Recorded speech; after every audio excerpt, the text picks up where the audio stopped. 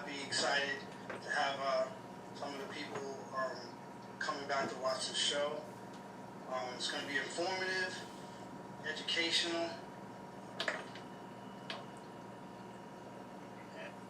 Mark, you there? I'm here. How you doing? Okay, here we have Mark Williams from Team FOOTPRINTZ. We're going to talk about training.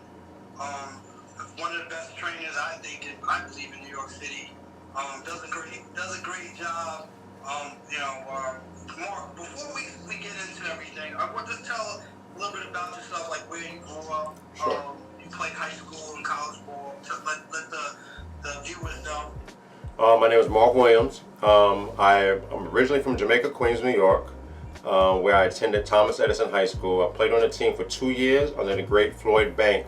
At the time, upon his retirement, he was the all-time leading coach wins for New York State, and then the Clario broke his record. I graduated in '88, and then from there, oops, I didn't mean to say that. '88, yeah, I'm old. From there, from there I went to Jefferson Community College, which is in Watertown, New York. I had the SATs. I didn't have the grades. So at that time it was Prop 48 and all that stuff. So I went JUCO. Went up to Watertown, New York, and then from there I did 2 years there. Scored like 800 in those 2 years, and then from there I went to a little school in Vermont. I went to a school called College of St. Joseph, where I left there in '92. So '88 to '90 was in Jefferson, Watertown, New York, which is cold. And then from '90 to '92, I ended up at a NAIA D1 in Rutland, Vermont, up there. And then I stayed there for 7 years. And then I ended up becoming like the head women's basketball coach for the college. And the team that I inherited, we were 13-19, and then my first year we went 22-7. Excuse me, my second year we went 22-7, and then my third year we made it to the Final Four of the NIA Regional Championship. So then I moved back to New York City. My grandmother had gotten ill, so then I came back, and then that's like '98. And then '98 I came back, and then I had my son in '99. I started working at the local high school, which is August Martin High School. And at that point they had Joel Asher, who was a legend in New York City basketball at that particular time. He had ran off like 11, 12 state championships with the girls basketball team. So I humbly accepted a JV job, and also was a teacher there. So then he retired, and then I took over the varsity team. My first year we were AA. So we played the big time programs, and then we was getting our butts beat. So I dropped us down to A, and then from there, then I moved on up, and then I retired from the Board of Ed. And in 15, now I own a basketball program training company, and that's where I am today. That's amazing. I didn't even know that much, about you. Like I said, I tell people I do the shows, and I really know people, but I don't really know them. Right. And it's amazing to find about all, your background, your history, and everything like that. I mean, the furthest I got to Vermont was playing against St. Mike's. Oh, that's Burlington. That's an hour and a half north of where I was. I was in the middle. I was basically across from Lake George and Glens Falls. So, you probably took 87 all the way, and then took Lake Champlain across. Yeah.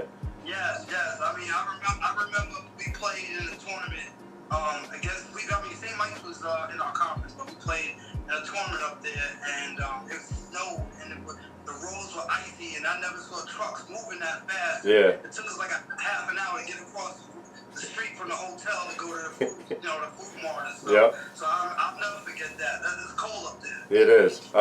There were times I felt like I wanted to stay in the house all day. But I love it though. Okay. We're gonna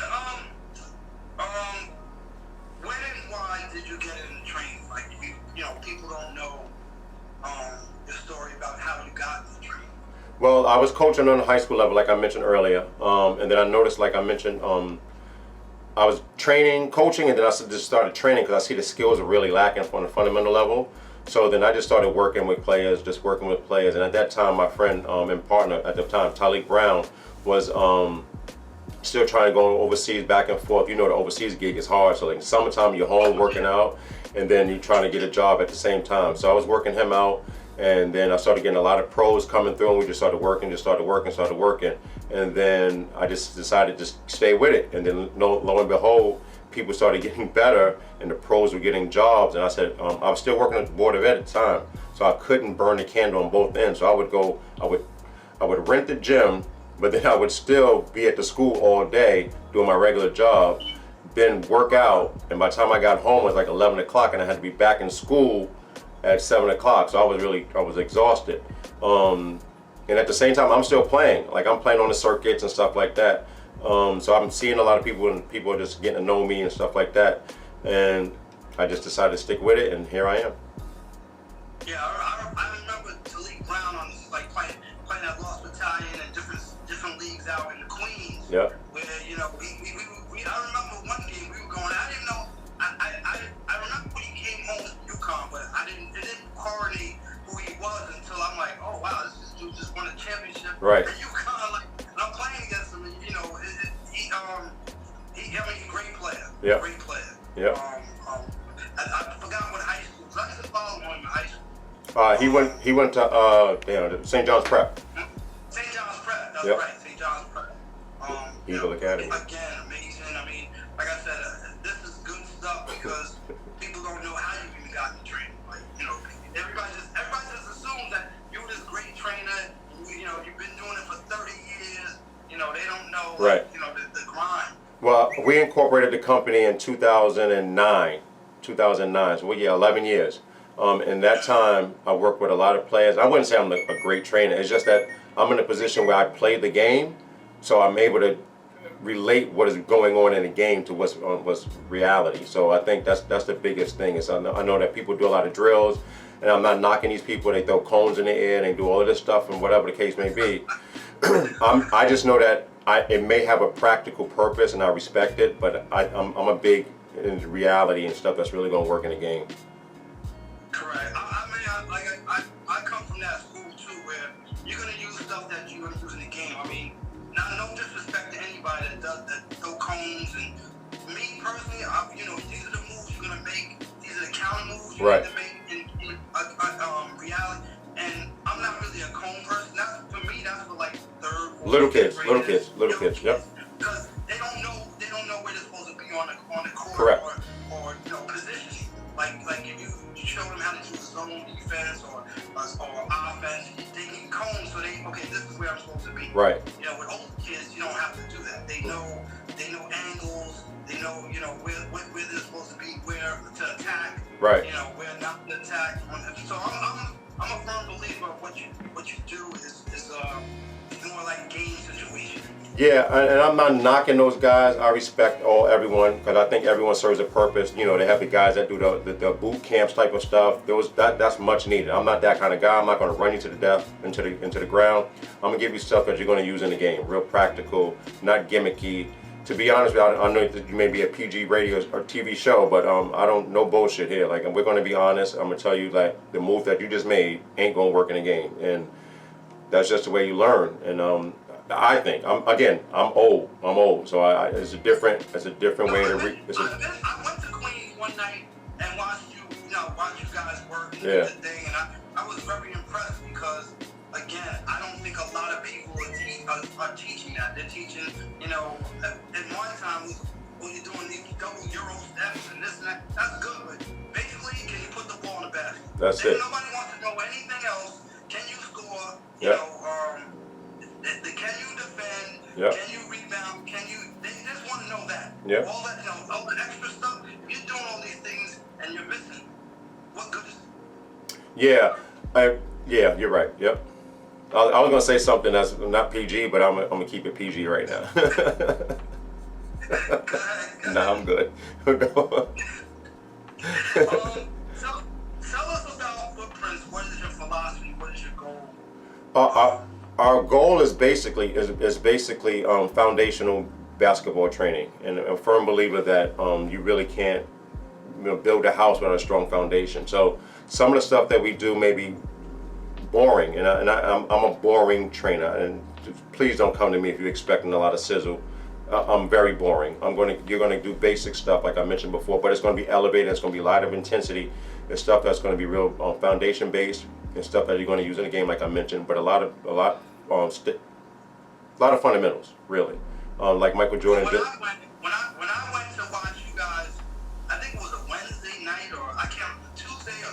You were very detailed. That's what I like. You were very detailed in the movements that the kids were making. I mean, and you went over and over until they actually got it right. And then sometimes they would revert back to bad habits, and you would bring them back. Listen, this is how this move needs to be done, and this is how I want it, and we're gonna keep doing it until you get it right. Yeah, I think that's a problem that I have, and I know that my classes, when they're in session, they go over.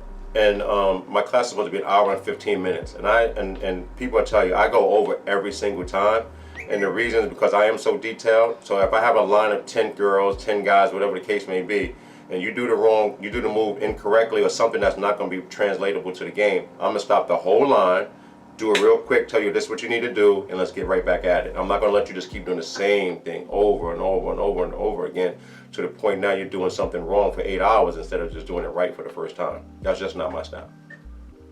You know, and the other thing, I mean, just not going over and over. What I like is you demonstrate. A lot of people, like for me, if I'm in a practice, I want to demonstrate. This is what I need you to do, and I get very upset when I do all this and kids don't do it. Right. So I'm not a trainer. I mean, I can train, but you're an expert in what you do. You know, and I wanted to bring that to light, that a lot of people, you know, you as a trainer will demonstrate, and they don't understand why you get frustrated, because they're not. It's not that they're not paying attention, but they revert back to what they know. Right. And you're right. I'm sorry. I apologize. No.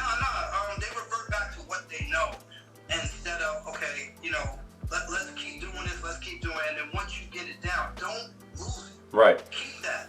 I think what happens is they come train with me on Tuesday, Monday, and they don't practice it on their own until they see me the following Monday. And I think that, and I started a page on Train by Yourself. Like some of the stuff that I teach you, you can do on your own. It's just like you just shouldn't do it when you're with me. Let's say, hypothetically, you shoot 100 jump shots with me on Monday, and you shoot no jump shots for the rest of the week. What did you really do? Like you really didn't do anything. But if you do what I showed you on Monday, or whatever the trainer shows you on Monday, and you just keep doing it Monday, Tuesday, Wednesday, Thursday, by the time you come back to me on that following Monday, you should be wet or getting better. And I think that's big. I think I really do. So you had some New York legends, you know, work with you, like Talik Brown, Charles Jones. I played with Lamont Jones. How was it working with them? You know, what did they bring to the table? Talk about like the national champions, or you know, that work with you, these people.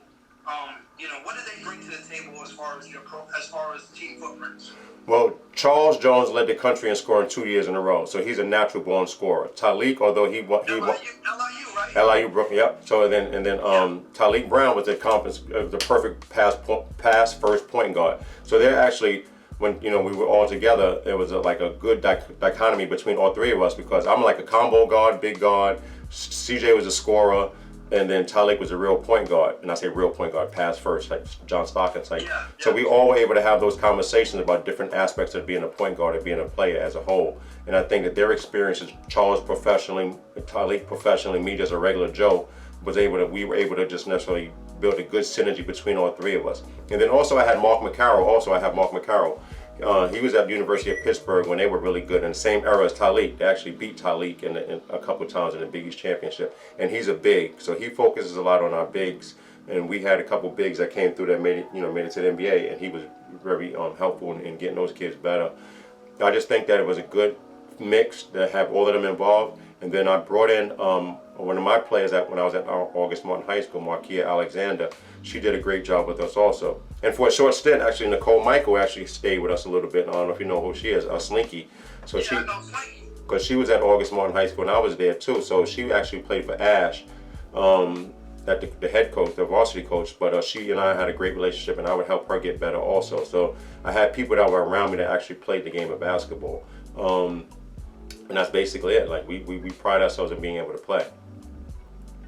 Well, like I said, that's definitely all good stuff. I mean, it seems like you have a real good staff. I mean, that's important as a trainer and somebody that runs a company.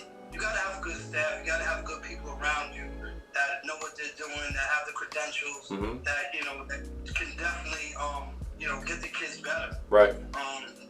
So how do you feel when you see these trainers doing like some crazy stuff, crazy tricks and getting paid ridiculous money like to train? I mean, what is your take on that? Well, I'm not in a position to give a big time take on it. However you get your money. I just know that some stuff, what's the phrase? All action is not good action. Even a rocking horse it moves, but it's not necessarily moving.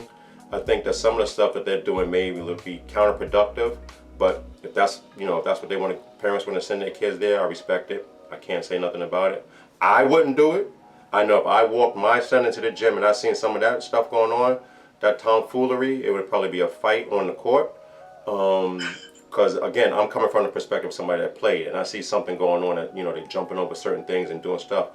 That's their thing, but I'm not going to have my son or daughter sign up for any type of thing like that. Correct. I mean, basically for me, that's how I got into. A lot of people don't know that's how I got into coaching girls basketball because my oldest daughter, went to play for a CYO team. She was in the 3rd grade, and I saw a parent coach, coaching, but it was just like, it was no instruction, no drills, right. No nothing, and it was playing knockout, and I didn't see anything. Right. My wife might told me, you gotta do something, or she's out of here. So, right.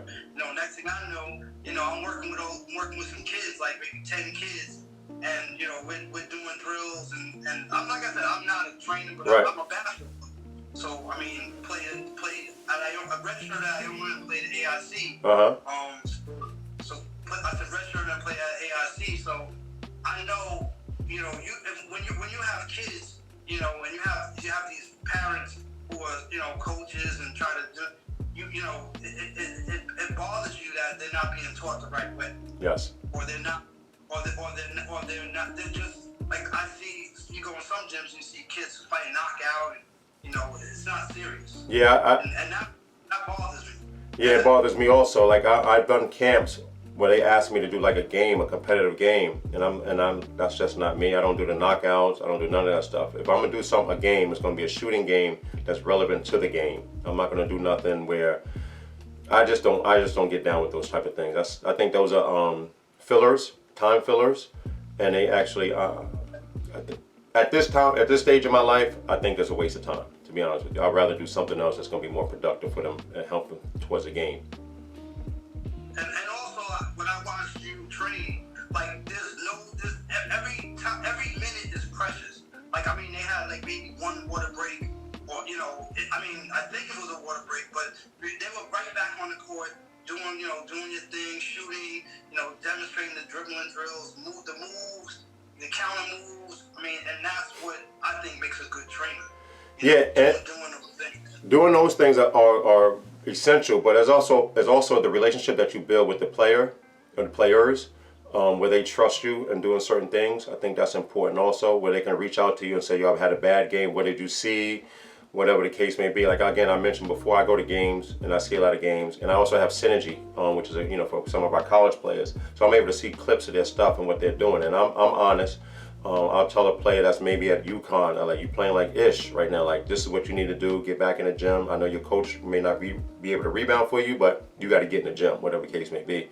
So I'm very honest, and that's because of the relationship I have with the players. And even if you work out with me 1 or 2 times, I think I build a rapport with you to a certain level where I'm able to tell you the truth, and if you don't like the truth, then I can't help you. I'm not that guy for you, and I'm not for everybody, because I'm not going to fluff you. I'm not going to tell you you're the #1 prospect on earth. I'm not going to tell you you are this and that. And I have levels. I have Stiller Bomb, Super Bomb, Mega Bombs, just to keep a reality check, so that these kids don't think that they the next Breonna Stewart and or Kevin Durant.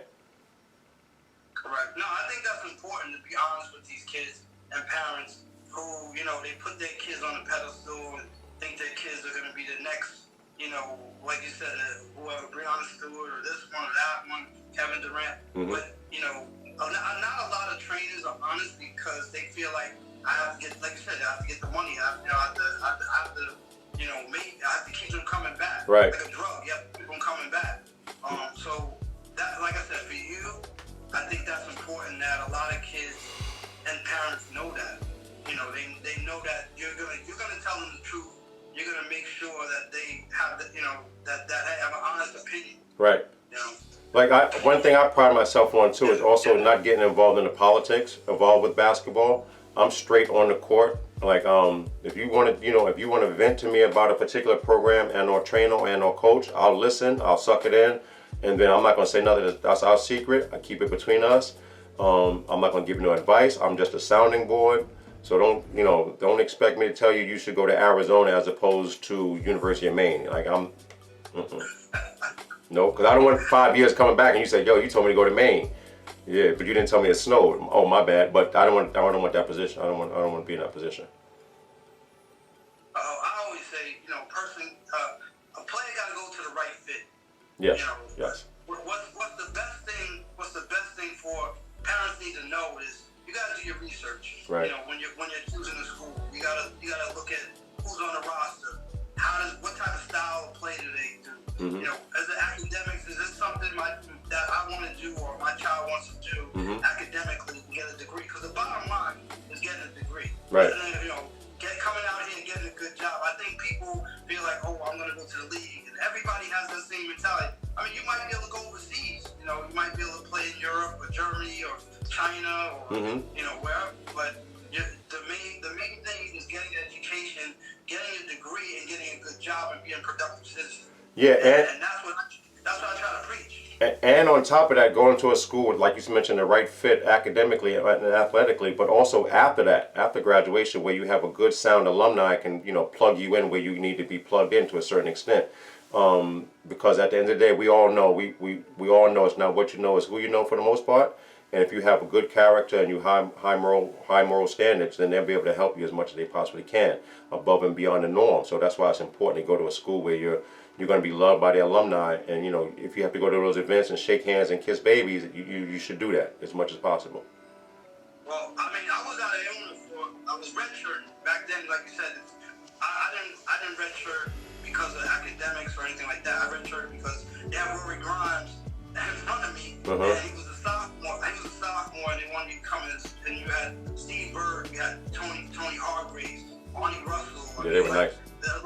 Troy Truesdale, Gary Springer. I mean, like, we had the number 2 and number 3, I think, recruiting class in the country. And there was 2 other people at redshirt. But what I'm trying to say is, it has to be like you said, after basketball. I still have a great relationship when I'm in college. And they treat me like if I'm still an alumni there. I mean, I live in New Rochelle. I live maybe like about 5 minutes from the campus. So it's always been home for me. So they always make me feel like one of them, like an alumni anyway. That's like important. Said, that's very important.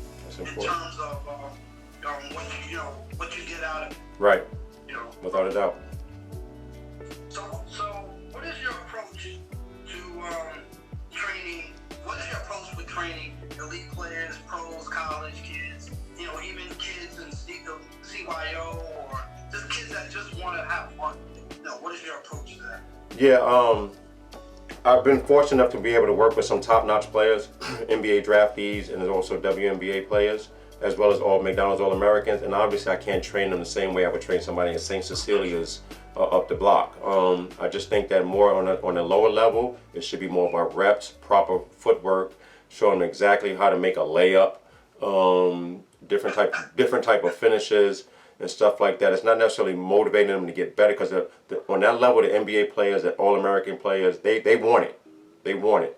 On a lower level is motivating, but making them feel more proud and happy to be involved in the sport itself. Just build up that love for the sport, as opposed to just being kind of a tyrant on top of the kid, because you're going to squash their love for the game. And I'm not here to do that. If you want to have fun and CYO is your ish, that's where you want to go, then I'm gonna help you as much as I can athletically.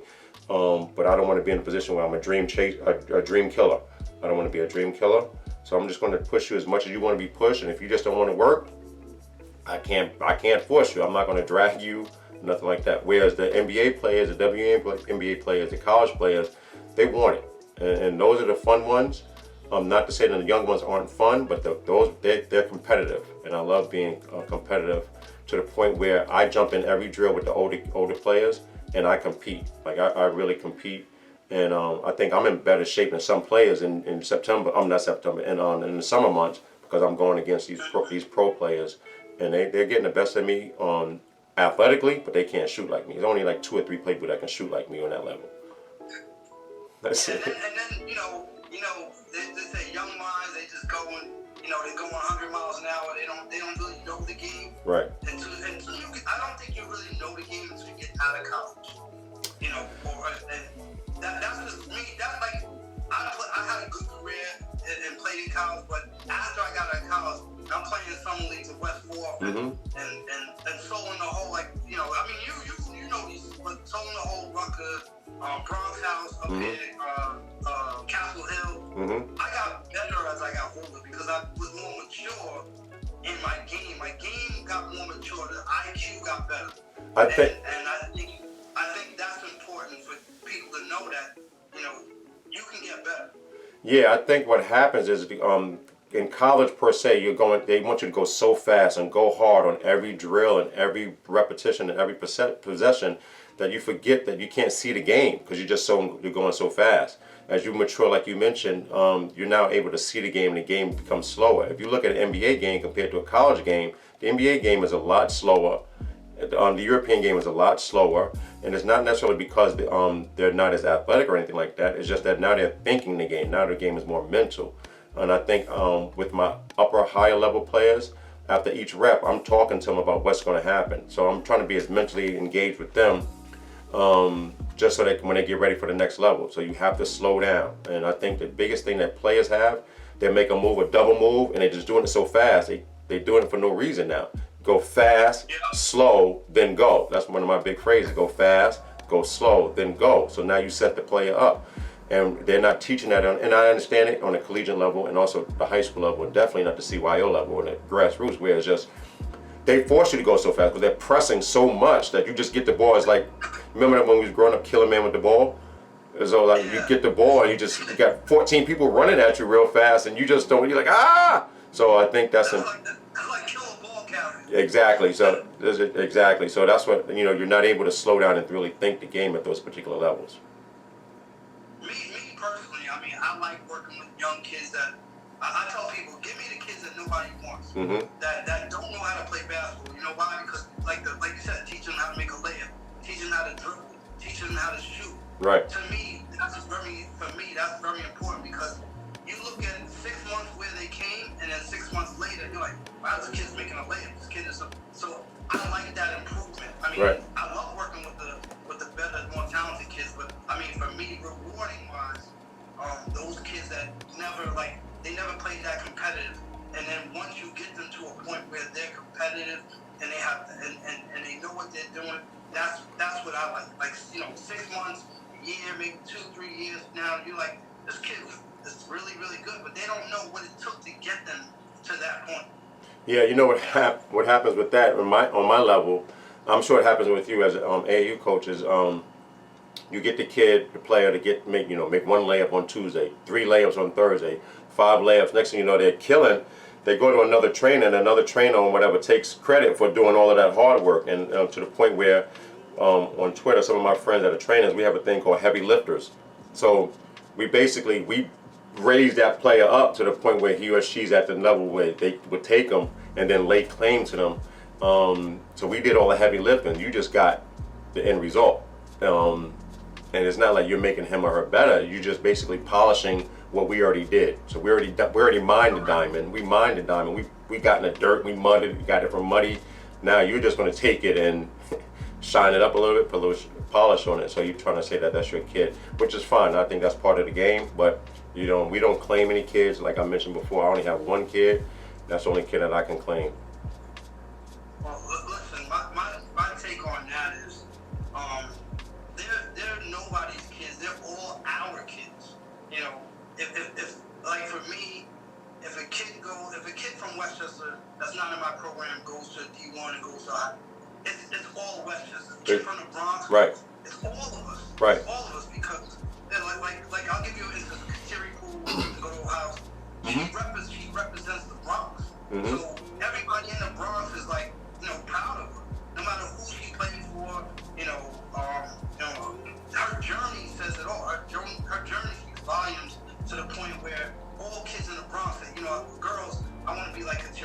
Right. Same thing in Westchester, like Teacher Hyman, and all kids are like, I want to be as good as her, or I want to be, a legend like her. So I think everybody can take claim. All of New York can take claim that, these kids. Yeah, I think on paper you're making 1,000%.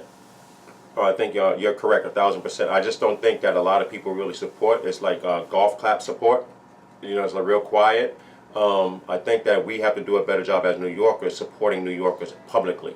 And I think that's important because what ends up happening is if we don't support our own, we're not necessarily going to be in a position where we can go out and have New York versus everybody. Correct. So there are kids that are there because their parents want them. Like the parents will bring them, push them, get on them, and you gotta go. Those kids don't want to be there. Right. You've had those kids. I know. I've had them where I even told the parents, I said, listen, the kid doesn't want to be here. Why are you forcing? Then this kid's gonna play basketball, and you can see the body language and everything. I mean, what's your take on those types of kids? I don't blame the kid at all. I blame the parent. 1,000%. That's all on the parent. He or she has to. I tell them just like you just did. Like you gotta relax. Like, can you go give me something to drink? Like, can you go give me a water? Can you do whatever? Just get out the gym for this little bit of time, so that I can actually work with your son or daughter, whatever the case may be, just so that they can really relax. It's like when you like a parent. Like when as soon as that parent comes in a room, that kid just like gets tensed up. Yeah, and I don't think that's obviously that's a free-flowing situation. So I tell the parent, like, relax, chill, I got this, you brought your son or daughter to me, let me do this. If you want to do that on the side, feel free after the next session, but give me the autonomy to do what I gotta do. Then you can chastise or whatever the case may be, but let him or her just relax for a second. For the new viewers that are viewing this, Bryan Williams, Team FOOTPRINTZ, trainer, we're talking about training and what his company does and what Mark does. I think you're one of the premier trainers in New York City. I know you don't want to take credit, Mark, but this is your time to shine. This is your platform. No. Whether you want it or not, it's forced upon you, right? No. I would love to say I work with 450 NBA players and 2,000 and whatnot, but that's not the case, and I would never say that out loud.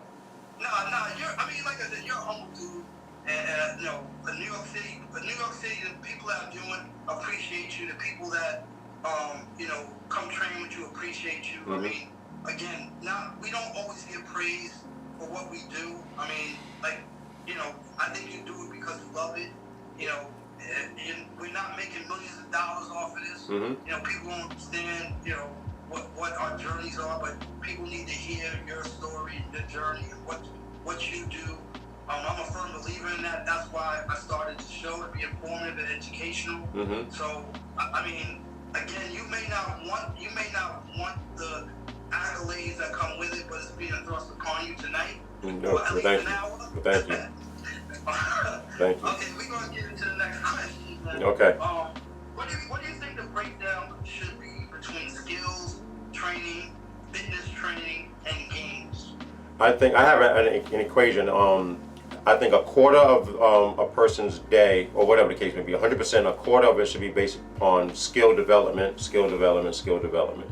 The second part should be, another 25% should be hearing a coach and or a trainer, walk them through different parts of the game and understanding the game and teach them how to play the game of basketball. And then the last 50% should be just playing. I think I'm a big play guy. I think that's how you learn. I didn't have a trainer. You didn't have a trainer.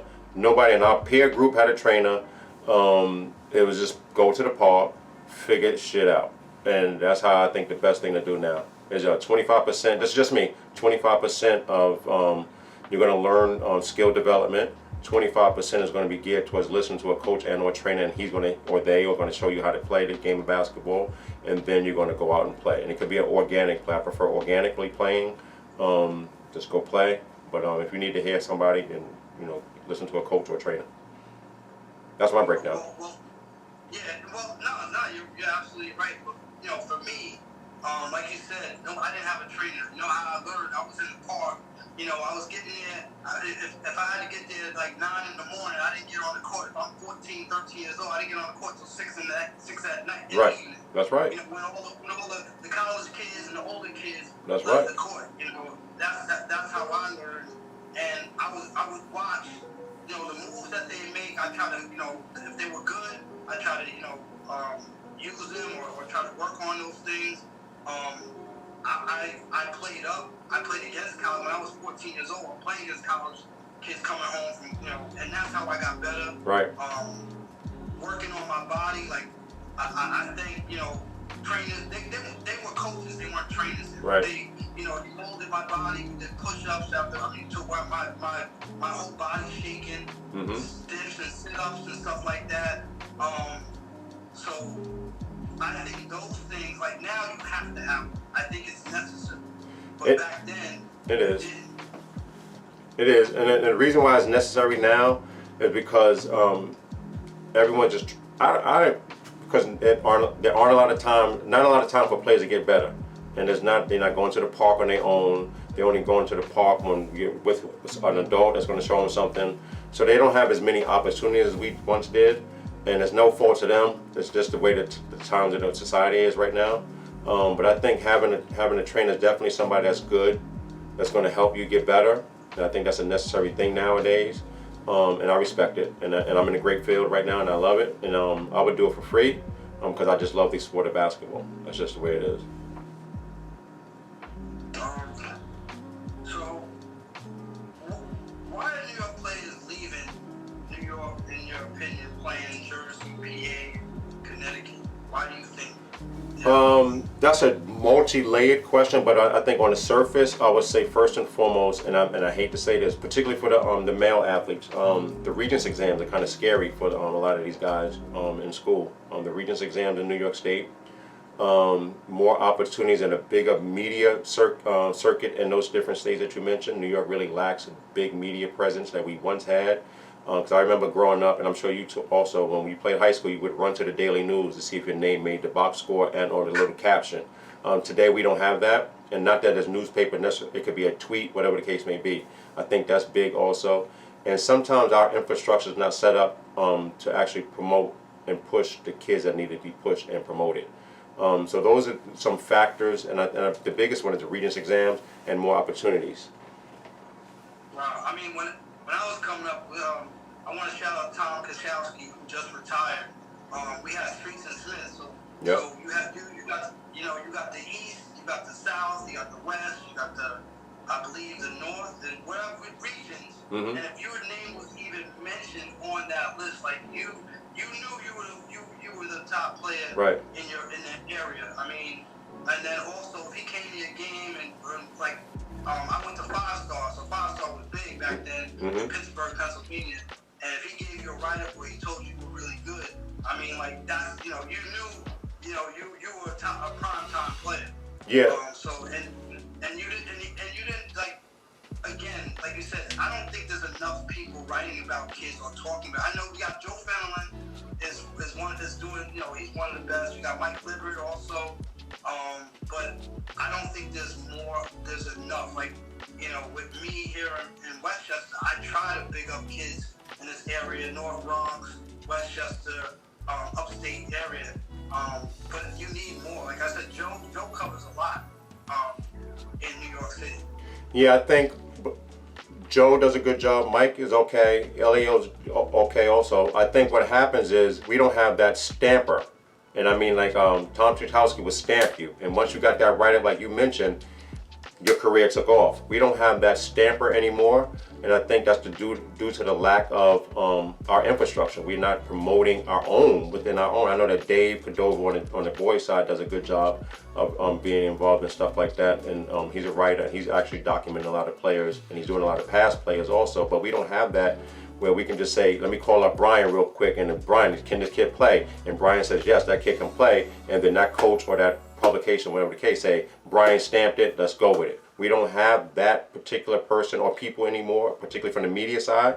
Of course, if somebody calls you about one of your players, you're going to obviously say, yeah, my player is the ish, whatever the case may be. But what if I call another AAU program, I'm gonna get a different message. I think that we have to do a better job of promoting all of our kids, or all of us say that that kid is good to a certain level. We're not gonna say that the kid is UConn, Notre Dame, Stanford, South Carolina level for all of them, but we need to say that this kid can play Division I, or she's a Division II player. We just have to be really honest with them. But we don't have that stamper anymore that we once had from the New York. I know, like for me, like I get calls. I'll be honest. I got a call today about somebody else in somebody else's program, and I told them, I tell them what they're good at, what they could improve on, and they'll ask me, well, do you think they're, a caliber player? And I said yes. I think they would definitely help your program. And I asked them the questions, like I said, what type of offense do you run? What are you looking at? What do you need for 2020, or what do you need for 2021? And I've given recommendations to kids in other programs, and that's just me. I'm going to do that. Yeah, that's because I feel that whether they play in my program or not, if somebody's calling me for a recommendation, it's my obligation to try to help that kid. Right. Agreed. That's just how I feel. I can't speak for everybody, but that's just me. I mean, I've been doing this over 20-something years, but 13 years of me running a program, and the relations I have with other college coaches. They are even evaluating other regions. They'll ask me my opinions of kids in this region, and I always try to give them, great feedback. If a kid is just absolutely lying, or there's no way, I'll be honest with them. I'll be like, no, there's no way. Right, I agree with that. You should, as you should. I think if you look at the state, and this is what New York City has to do a better job of. The state put out an all top 15 teams bracket, whatever the case may be, both AA, A, and then B. There's no way that those people seen all those games. Like, there's no way that they seen the kid that's playing at Cristo Rey in whatever the school in whatever. There's no way that they seen it. So I'm concerned of how they're really ranking these players, or at least putting them on these teams. Not that not to take anything for the teams the players that made it, but let's be real. Like, who's checking for a school in the PSAL is deep in the Bronx? Like, nobody's really going to a B school up there to see that type of player. But how they gonna put these guys on a team? Like, I don't understand that. So I think that's something that we got to do a better job of ourselves in policing and creating an infrastructure that does that for our players and promote these players, because there's some really good players out there. Oh, it's funny that you said that. Like, I have my Martin Luther King tournament I have every year, Martin Luther King weekend, and we had South Bronx Prep, Bathgate, a few others, and I didn't you had New Door, and I'd never seen these teams before, and they got players on here that that need to be recognized. Like that, the Bronx Science, I think, is a school where the referee, Bronx Science, they beat a very, very talented team from Philadelphia. I forgot the name of it, but they beat that team. Hold on one second, Brian. Promote yourself. I got to get a charger real quick. Hold on one second, all right? Oh, okay. All right. So we're back with Mark. Hope that worked. Is the charger working? I don't know. I got to click off to get back on. The charge all day, man. So what? Okay. So who are some players you work with that have seen like huge improvement over the years? Did you hear it? Yeah, I heard you. I'm trying to think. What I don't want to blast this player. I'll say this: the player that I think that works the hardest right now is Nicole Milius. And I hate to say it because she's in your program, but I think that she works really hard.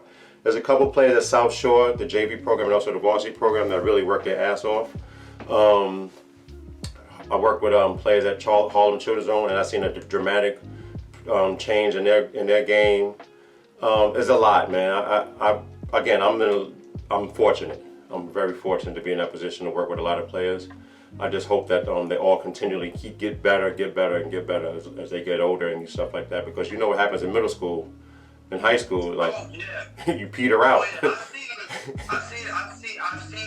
the best kids in middle school, and then by the time they get to high school, maybe 9th grade, they have an okay year, and then by 10th grade, they just fizzled out. Yeah, it's over. It's over. I'm not gonna say it's over, but the hype is gone, and yes, the novelty is gone, and people catch up to them. I think that's something that's big, and that's where the development comes in. I think that coaches have to do a better job of developing, whether it's bringing somebody such as myself that can help them throughout the process, or it could also just be to add somebody to their staff, but they need to continually develop. I did a PSL presentation not too long ago, well, in the beginning of the year, and a lot of emphasis was on just practice and playing, and working on stuff that they're going to use in the game, but also just skill development, because we all know practices at the end of the year is just like boring. You're going over the different plays and stuff like that, and really nobody's getting in shape. Nobody's doing what they need to do as far as, you know, maintaining the skill development they worked on all summer. So it's important that they continually do that, and I think that coaches have to do a better job of doing that, particularly in New York City, because when we go out and play teams across the country, they're in the gym all the time, these other programs, and they're really getting better. Well, I mean, I played in 2007 at D2 Nationals. It was in Connecticut, and we had a real good team. But what most impressed me about that, I mean, was the California team. And no disrespect, they had like these little Asian girls who just ran up the court, pass, you know, shooting, getting back on defense, slapping the floor. I was impressed. In the 6th grade level, these kids, luckily they lost in the semis, because if I had to play them, we might have lost. But I was impressed at how like they all knew where each other was on the court, and they were a year younger than us. Like they were playing up in the nationals, getting ready for their nationals, and I was just impressed on how, you know, the skill level and their IQs were just incredible. And I asked the coach, "What do you do?" You know, he said for the first half an hour they don't even touch a ball. They don't even touch a basketball. So I was like shocked. He's like, "We just work on footwork. We work on, you know, stamina, you know." And he said that he had kids coming 2 hours, 3 hours away to play. It was either Cal Storm or Cal Storm. And I'm sure that they practice a lot. Oh, he told me they practice 6 days a week because they don't practice on Sunday because of church. Yeah, I think some programs. 4 hours a day. That's crazy. 4 hours a day. Yeah, I think that some programs in New York, they don't practice as much as they should. And I think that's a detriment to the players. They, you know, it is what it is, but, you know, lack of gym time is something big in New York, but I think that's important. And I think also just, you know, skill development. I hate to keep going back to it, but that's very needed. It's very needed on some of the players. That's basically it, you know, skill development. What do you think when you see, like, these people post these 2030, 2031 kids being ranked by organizations? Like, what is your take on that? Stupid. That's it. What's the point of that? Like, it does nothing. You're trying to sell a magazine to a certain extent. 2031. What year are we in? 21, 20? So that's 11 years from now? Yeah. Are you crazy? What are you doing that for? I have a granddaughter who's 2038, possibly pre-class 2039. So if anybody out there want to rank her, that's just anybody that does that and they tag me on Twitter and stuff like that, I block them, because that's just like, it's pointless. It doesn't make any sense. You're doing stuff for no reason. I have to laugh, man, because I mean that's the dumbest thing I've ever seen. Pretty dumb. I mean, how do you know that kid's gonna be playing basketball 5 years from now? Do this, and I've done it. Tell me the last player that's run from best 8th grader, best 7th grader to best 12th grader. Ain't that many. In New York? Yeah, Kenny Anderson, the only one that comes to my mind. He was a ranked 8th grader, #1 in his class. He finished #1 in his class. Everyone else is, something's going to happen. You don't know that kid that's in Norway right now that's getting better. You don't know that kid right now in Idaho that doesn't have quarantine, that's not quarantined, that's getting better. We don't know. So how can we say that this is the best of anything?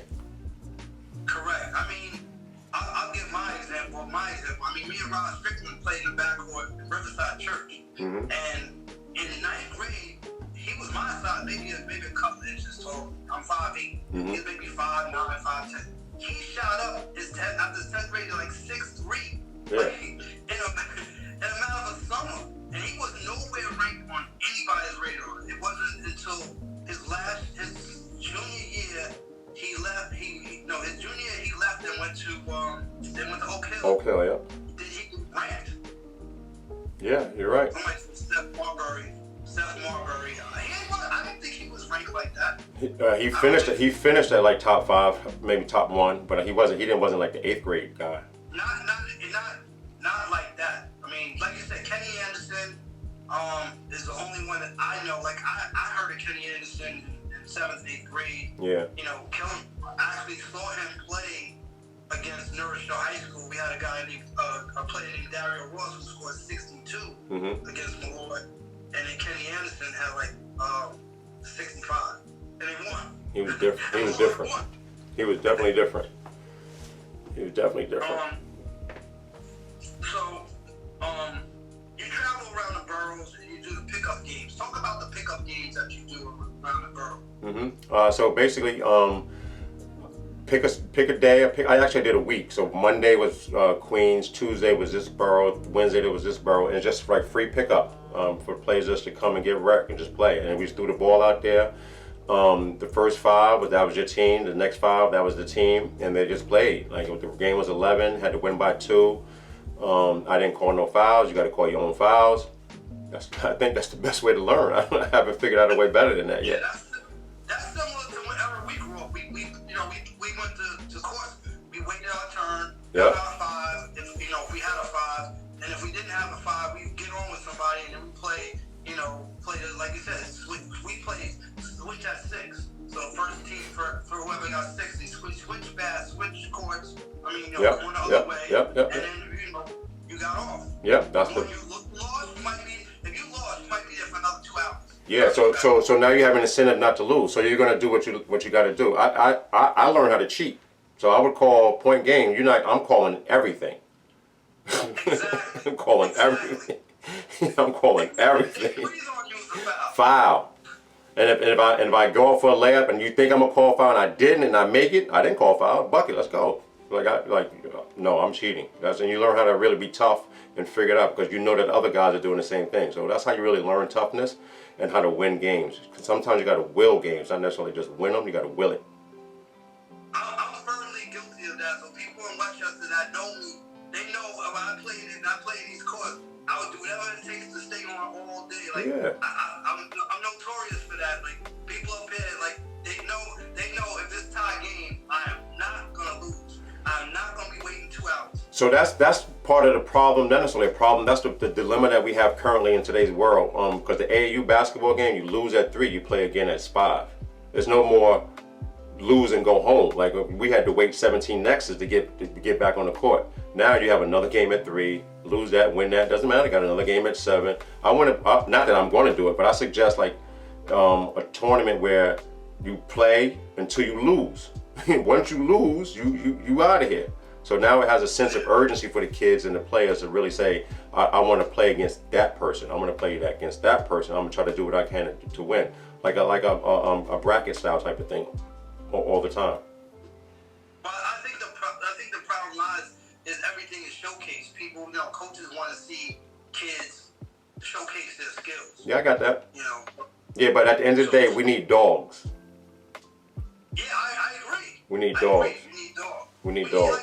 We need more open gyms. That's true. That's the problem. There's not enough gyms. Like me, I would rather be in the gym 7 days a week, than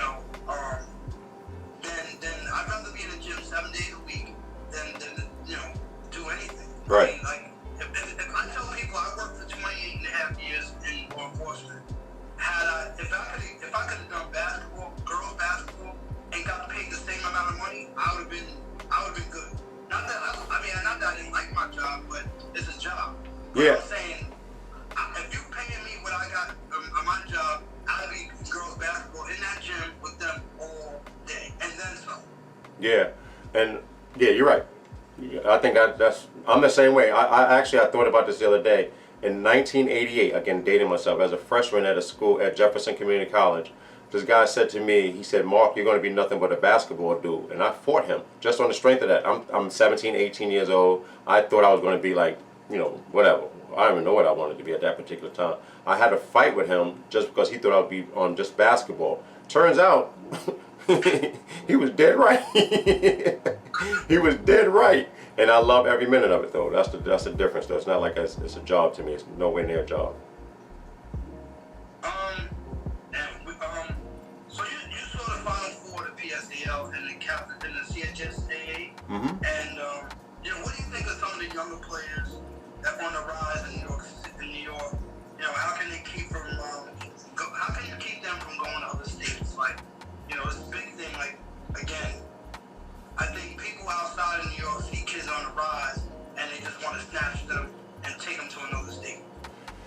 Yeah, I think what needs to happen is we have to do a better job of teaching the kids how to be players, and creating, like I mentioned earlier, an infrastructure to keep them here. Whether it's not necessarily coddling them, but give them the right direction that they need to get to the next level. I know that if you go to a prep school, let's say you go to a prep school in the Berkshires, you have more opportunities, but I think the same opportunities can lie here in New York. And I think as far as the upcoming players, I think the class of 2022, 23s are outstanding. And I think that that's a generation that grew up with a lot of skill development. I think the 21s I really feel sorry for the 21s due to the current situation we are in right now as far as, you know, the pandemic. So they're really going to get screwed a little bit as far as, you know, colleges noticing them. But I think there's a lot of players that can be going in Division I level. And the upstate girls had a couple girls just signed to Providence. A couple New York girls just signed to D2s and D3s. So there's a lot of players out there, but we have to start down and grow. I know that Ms. Jones is doing a good job of starting real low. She's starting at like embryo level and bring. Oh, is she? Will do, but she's starting at the embryo level and working them back up. She did the same thing with the Gauchos not too long ago, and now it's to the point where we have to start low and bring them up and build that rapport and that relationship and just start skill development at a young age. Again, not putting them through the same drill that you would a professional player, but you know, necessarily building that skill development and again, a love for the game, a love for the game. I think another thing before you go is at the Catholic Championship game, they weren't, and I know that I can only speak where Joe was because Joe was out of town and he already had that already set up. I was the only person there that's quote unquote media from the Catholic Championship. I think that's bad, but particularly for a game that had maybe 6 young ladies that had signed, 6 girls that had signed. You know, you had Destiny Howell going to Howard. You have Michaela Scarlett that's going to Xavier. Gianna Cunningham that's going to West Virginia. You have Fabuzi that's going to Providence. You have the young lady O'Brien that's going to Tufts. And I think somebody else signed also. And Izzy signed to go, I think, Oneonta or Cortland, one of the SUNY schools. So we needed some. Mark, I don't mean to cut you short. We got 20 seconds left.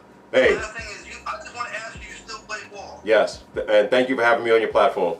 No, thank you. For those people that, you know, that watch the show, this is Mark Williams, Team FOOTPRINTZ. Please check out his Twitter, his Instagram, you know, go to his training.